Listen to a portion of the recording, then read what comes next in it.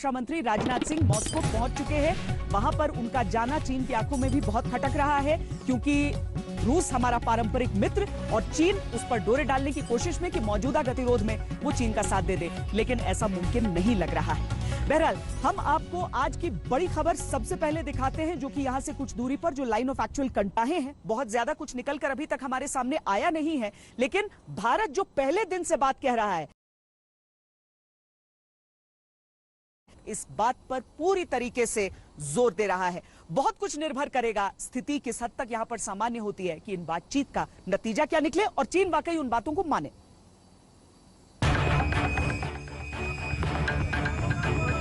भारत चीन सैनिकों के बीच झड़प का ये नया वीडियो है।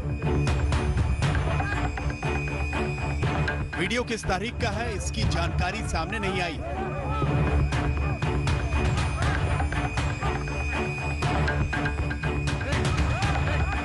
लेकिन हाथापाई कर रहे कुछ सैनिकों के चेहरे मास्क से ढके हैं, इसलिए अंदाजा लगाया जा रहा है कि मौजूदा परिस्थितियों में ही किसी दिन हुई झड़प का ये वीडियो है।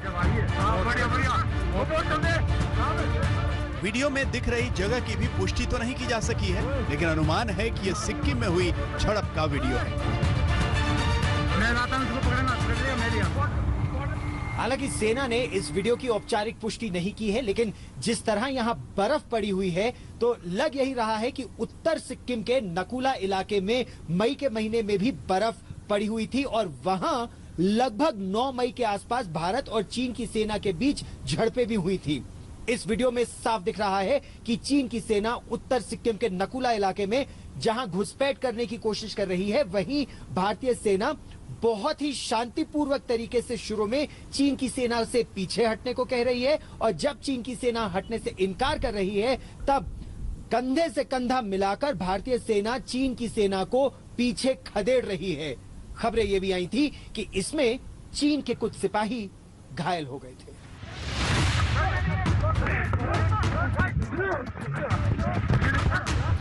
वीडियो में दिख रही धक्का मुक्की सामान्य झड़प है, फिर भी हालात कितने गंभीर हैं। सोचिए 15 जून को गलवान में कैसी परिस्थिति बनी होगी जब हमारे 20 सैनिक बलिदान हुए और नुकसान चीन का भी कम नहीं हुआ। दोनों ओर से तनातनी चरम पर है, लेकिन सोमवार को भारत के लेफ्टिनेंट जनरल हरिंदर सिंह दक्षिण शिनजियांग मिलिट्री डिस्ट्रिक्ट के प्रमुख मेजर जनरल लिउ लिन से मिले। बैठक की पेशकश चीनी सेना की ओर से हुई थी, इसीलिए एलएसी पर चीनी नियंत्रण वाले इलाके मोल्डो में बैठक हुई। बैठक में भारत की ओर से कहा गया कि एलएसी पर 5 मई के पहले की स्थिति बरकरार हो। 5 मई को ही मौजूदा परिस्थिति की पहली झड़प हुई।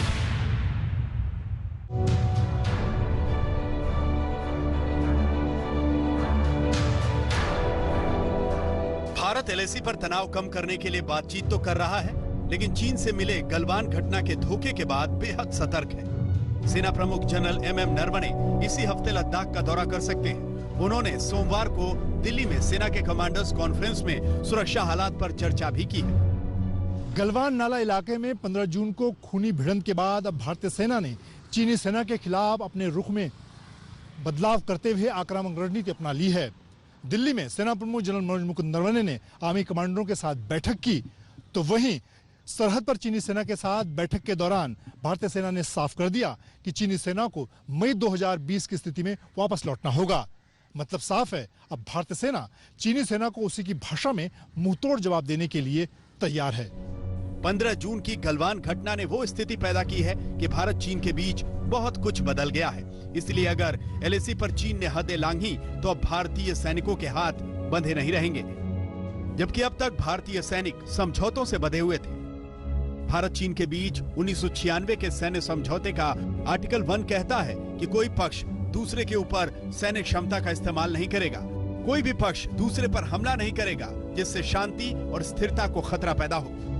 1996 के समझौते का आर्टिकल 6 कहता है कि कोई भी पक्ष दूसरे पर फायर नहीं करेगा, जैविक हमला नहीं करेगा, केमिकल हमला नहीं करेगा, ब्लास्ट ऑपरेशंस नहीं करेगा या एलएसी से 2 किलोमीटर के भीतर गोली या बारूद का इस्तेमाल नहीं करेगा। इसी तरह 2005 के समझौते का आर्टिकल 1 कहता है कि दोनों पक्ष सरहदी मुद्दों को शांतिपूर्वक और दोस्ताना बातचीत से हल करेंगे।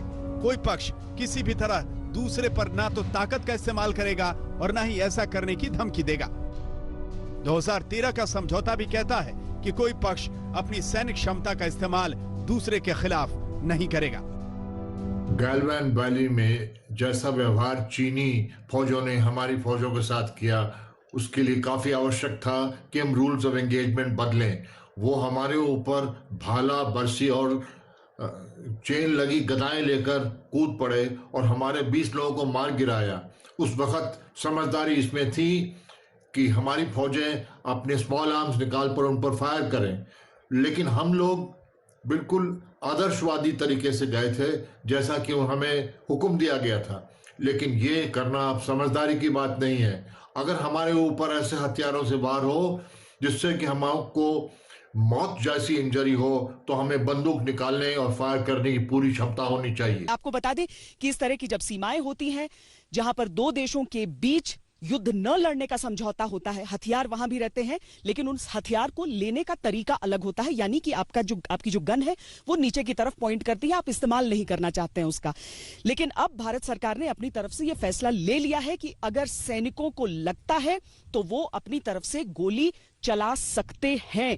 ये फैसला लेने में हमारे जो सोल्जर्स हैं वो पूरी तरीके से सक्षम हैं कि दुर्गम परिस्थितियों में पेट्रोलिंग करते हुए, चीन को उसकी हद में रोकते हुए उन्हें कब इसकी आवश्यकता होगी, क्योंकि भारतीय सेना ने कभी उकसावे वाली कार्रवाई की नहीं है। भारत अपनी लोकतांत्रिक और सैन्य परंपराओं के आधार पर व्यवहार कर रहा है, लेकिन भारत के उलट चीन अब तक 15 जून के अपने मारे गए सैनिकों का आंकड़ा नहीं रख रहा। सोमवार को भी जब चीन के विदेश मंत्रालय से इस बारे में सवाल पूछा गया तो उसका कहना था कि हमें जानकारी नहीं।